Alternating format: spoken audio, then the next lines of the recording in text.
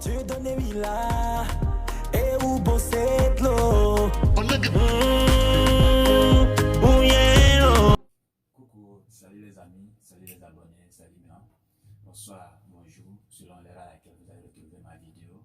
Tout comme prévu, aujourd'hui nous sommes là pour la deuxième phase. Aujourd'hui nous allons faire un peu de la mathématique. Donc aujourd'hui nous allons parler un peu sur l'injection, la bijection et la surjection. Comment étudier l'injection, la bijection, la surjection d'une fonction. Alors, sans plus tarder, nous allons nous retrouver sur le tableau pour voir comment reconnaître une fonction qui est injective, comment reconnaître une fonction qui est bijective, comment reconnaître une fonction qui est... Alors, comme prévu, nous voilà aujourd'hui sur le tableau. Alors, nous allons d'abord donner les propriétés. Les propriétés, on dit soit une fonction f, f une application définie de l'ensemble E vers l'ensemble f. Et f est dite injective si et seulement si f de x égale y pour tout y élément de l'ensemble f, admet au plus un antécédent dans E. C'est-à-dire quoi? C'est-à-dire il admet une seule solution dans E. Alors on dit elle est surjective si et seulement si f de x égale y pour tout y élément de f admet au moins un antécédent dans E. C'est-à-dire quoi? Il peut avoir un antécédent, deux antécédents, trois antécédents et plus encore.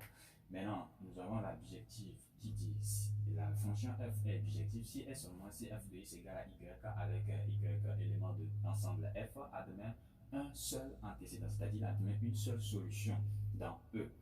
C'est-à-dire quoi? J'ai l'ensemble E et j'ai l'ensemble F. Donc si je prends dans l'ensemble E un réel Y, c'est-à-dire Y appartenant à F, trouver une solution, c'est-à-dire un antécédent de E dans E. Donc c'est ce que nous sommes en train d'expliquer. Donc si nous prenons injective, donc à chaque valeur de Y, il faut qu'il n'y ait pas de solution dans E, ou bien il faut avoir une seule solution, c'est-à-dire un seul antécédent dans E. Si je prends au niveau de surjective, à chaque valeur de Y, je dois avoir une solution ou bien plusieurs solutions. Et là, si je prends bijective, c'est-à-dire à chaque valeur de Y, je trouve seulement qu'une seule solution dans l'ensemble E. Donc, nous avons un exercice ici qui nous dit de vérifier si la fonction est injective, surjective ou bijective dans les cas suivants. Donc, sans plus tarder, nous allons commencer d'abord la première exercice, c'est-à-dire petit a. Donc, rapidement, nous allons essayer de résoudre ça. Donc, résolution. Donc, rapidement, nous allons prendre A. F défini de grand R vrai grand R pour tout x associe x carré. Donc, rapidement, comment résoudre ça, ces genres d'exercices? Donc, d'abord, la première des choses, il faut d'abord trouver l'ensemble de définition de la fonction x carré. Donc, rapidement, b de f, on sait que c'est égal à grand R. Et là, comme l'ensemble du départ, c'est grand R, donc ici, ça ne pose pas de problème. Donc, rapidement, on va aller. Qu'est-ce qu'il faut faire? Il faut poser. Donc, posons f de x égale à y, comme nous l'avons dit dans notre formule. Alors, ici, il faut résoudre. Donc, f de x égale à y, donc celui de notre x carré égale à y. Donc, f de x égale à y appartenant à grand R. Donc, ce qui veut dire que ici, notre R ressemble à notre E, ensemble E du départ, et F représente, le R aussi représente notre F, ensemble d'arrivée. Donc, rapidement, nous allons poser ça. Là, maintenant, nous avons deux cas, parce que le R et le Y appartient à grand R, donc ce qui veut dire que le Y peut être soit positif, peut être soit négatif. Donc, rapidement, nous allons poser des conditions. Donc, nous avons le premier cas. C'est si y est inférieur à 0. Donc, si le y est inférieur à 0, on voit que x carré égale à y n'est pas possible. Donc, c'est impossible. Donc, ce qui veut dire qu'on n'a pas de solution. La solution, c'est solution vide. Alors, si ce qu'on devait s'arrêter ici, nous pouvons dire que la fonction est injective parce qu'on a dit au plus. Donc, on peut ne pas trouver de solution ou bien on peut trouver une seule solution. Donc, la fonction est injective. Mais dans ce cas, nous devons aller aussi dans le deuxième cas. Donc, deuxième cas maintenant, nous avons si y est supérieur à 0. Alors, si y est supérieur à 0, dans ce cas, nous avons quoi? Nous avons x carré égale à y, ce qui entraîne x carré, x plutôt, donc moins x égale à racine de y, ou x égale à moins racine de y. Donc, comme le y est supérieur à 0, donc ici nous avons deux solutions. Donc nous avons la solution S, nous avons moins racine de y et racine de y. Alors, on voit ici que dans le premier cas, nous avons solution vide. Dans de solution vide veut dire dans surjective, on a dit au moins une solution. Donc, ce qui veut dire qu'un antécédent, c'est-à-dire une solution et plus. Donc, directement dans cet exercice, nous voyons que dans le premier cas, c'est solution vide. Donc, ce qui veut dire qu'elle est déjà supprimée parce que la surjective dit si et seulement si il admet au moins un antécédent. Donc, ici, il n'admet pas d'antécédent. Donc, ce qui veut dire que la surjective est supprimée. Et dans le deuxième cas maintenant, comme la surjective est supprimée, donc nous n'allons plus vérifier question de surjection. Maintenant, dans le deuxième cas, nous allons vérifier maintenant l'injective. L'injective dit si au moins il admet au plus un antécédent, c'est-à-dire une seule solution. Mais nous voyons que dans le deuxième cas, nous avons plus de deux antécédents. Donc, ce qui veut dire qu'elle n'est ni plus injective. Maintenant, au niveau de bijective, on dit elle admet une seule solution. Alors, dans le premier cas, il n'y a pas de solution, donc elle n'est pas injective. Dans le deuxième cas, il admet deux solutions, donc ce qui veut dire qu'elle n'est pas bijective. Donc, rapidement, nous allons donner la solution en disant la fonction f de x n'est ni injective ni surjective. Voilà. Je pense que nous tous on est d'accord que la fonction n'est pas injective, elle n'est pas aussi injective, surjective ni bijective. Donc, rapidement, nous allons passer maintenant à l'exercice 2. Alors, nous allons passer à l'exercice 2.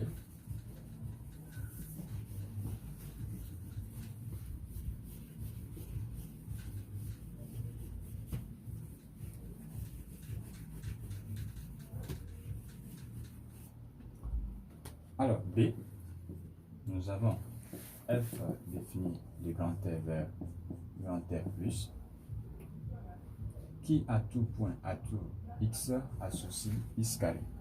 Donc, toujours, comme d'habitude, la première des choses, c'est de faire quoi? C'est de chercher le domaine de définition, DDF. Donc, le DDF de notre fonction, c'est quoi? C'est grand R. Et là, comme le domaine de définition du départ est grand R, donc il n'y a pas de problème, nous pouvons continuer. Comme d'habitude, nous allons poser quoi? Posons f de x égale à quoi? Y. Donc, ce qui veut dire, nous avons x carré égale à y. Alors ici, nous sommes le y est élément, le y appartient à grand R, plus donc le y est élément de grand U. Autrement dit, le y est positif. Donc ici nous avons x carré est égal à y. Donc comme y est positif, nous n'avons pas de conditions à poser. Donc ce que nous pouvons aller directement en disant ce qui est entre x égale à racine de y ou x égale à moins racine de y. Donc on s'arrête là. Donc la solution S est moins racine de y et racine de y. Donc rapidement, nous voyons que dans cette solution, nous avons deux antécédents. Donc, ce qui veut dire que nous sommes au niveau de surjectif parce que la surjective dit au moins un antécédent. Donc, ce qui veut dire que je peux avoir un antécédent, deux antécédents, trois antécédents. Donc, ici, j'ai pour la valeur de y, j'ai pour y égale à positif, j'ai x qui est antécédent, qui est égal à racine de y, et j'ai x qui est antécédent moins racine de y. Et pourquoi il n'y a pas de problème? Je vois que le racine de y appartient à grand R et moins racine de y appartient à grand R du départ, donc il n'y a pas de problème. Donc, ce qui veut dire que il admet deux antécédents. Donc, notre fonction f, donc f est surjective. Voilà. Donc, notre fonction est surjective. Alors, nous allons continuer par la fonction petit c. Donc, on peut continuer avec petit c. Alors, nous allons aller avec petit c.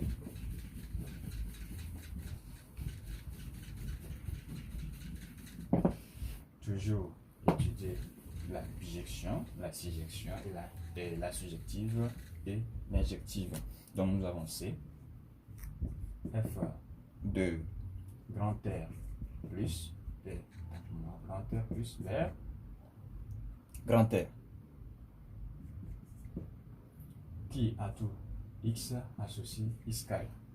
Donc rapidement, comme d'habitude, nous allons faire quoi? Nous allons d'abord chercher le domaine de définition. Donc nous avons D de F qui est toujours égal grand R.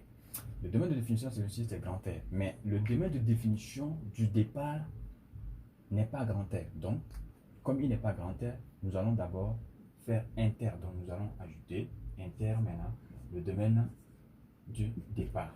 Donc, grand R, inter, grand R plus. Donc, comme grand R est plus grand, donc ce qui veut dire que ça donne grand R plus le domaine de définition. Donc, ce qui veut dire que le domaine de définition de notre fonction f de f est égal à grand R plus. Donc, toujours posons f de x égale à y. Donc, nous avons x carré égale à y. Alors, comme toujours, notre y appartient à grand R. Donc, ce que dit que notre y, comme d'habitude, peut être positif, tout comme il peut être négatif. Alors, nous allons aller dans le premier cas. Y inférieur à 0. Donc, y inférieur à 0, donc ce qui veut dire que y peut être inférieur à 0 dans grand R. Donc, dans ce cas, nous avons x carré égale à y impossible.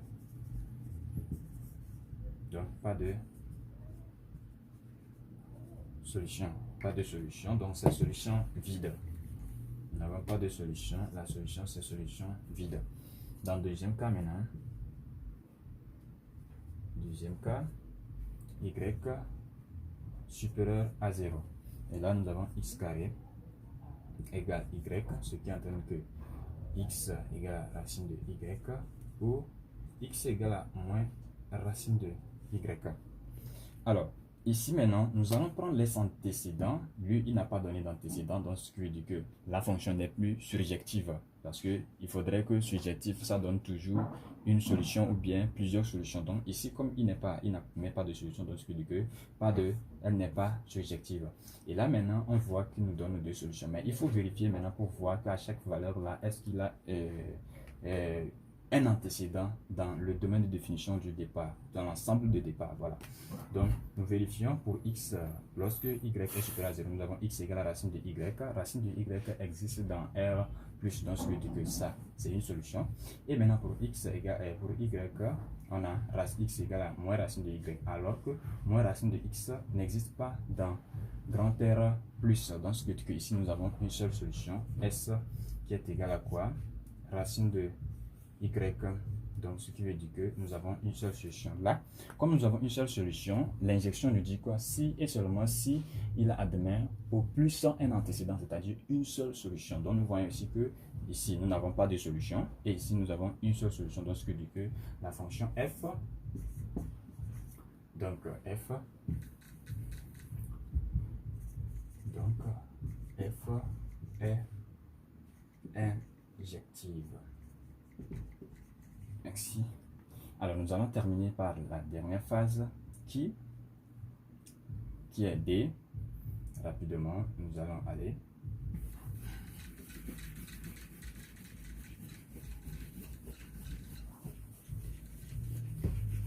Nous allons continuer par la dernière phase.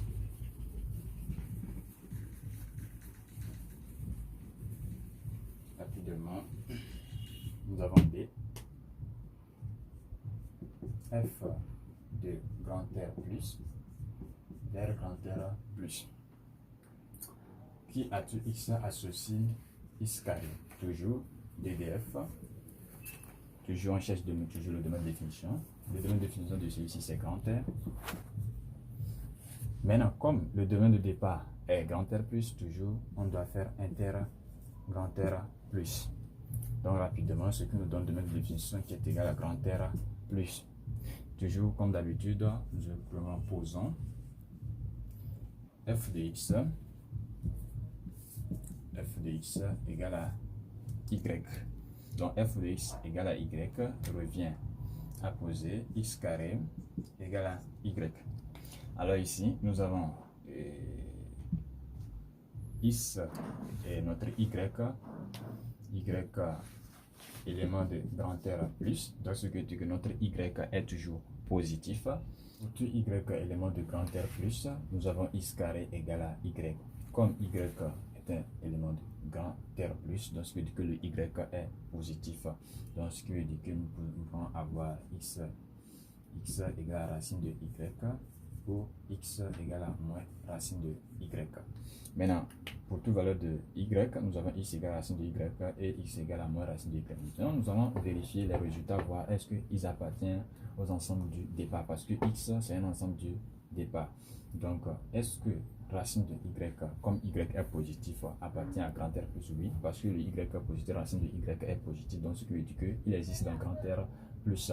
Maintenant, ici, nous avons racine de y, il y a la négation. Est-ce que ça appartient à grand R plus? Non, parce que comme il y a la négation, lui, il n'appartient pas à grand R plus. Donc, rapidement, nous avons une seule solution qui est racine de y. Alors, nous allons essayer de vérifier. Lui, on dit la fonction est injective si et seulement si elle admet au plus un antécédent.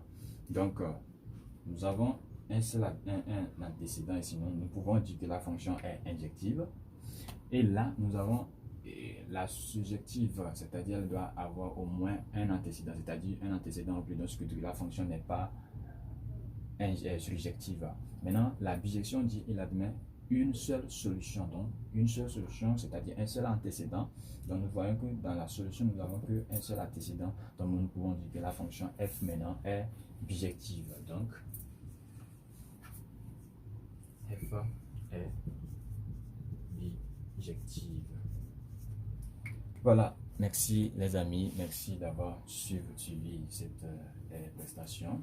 Et je vous invite, tous ceux qui sont nouveaux sur ma chaîne, n'hésitez pas de vous abonner, de liker, de commenter, de partager la cloche de notification pour ne rater mes prochaines vidéos. Merci, à la prochaine fois, ciao.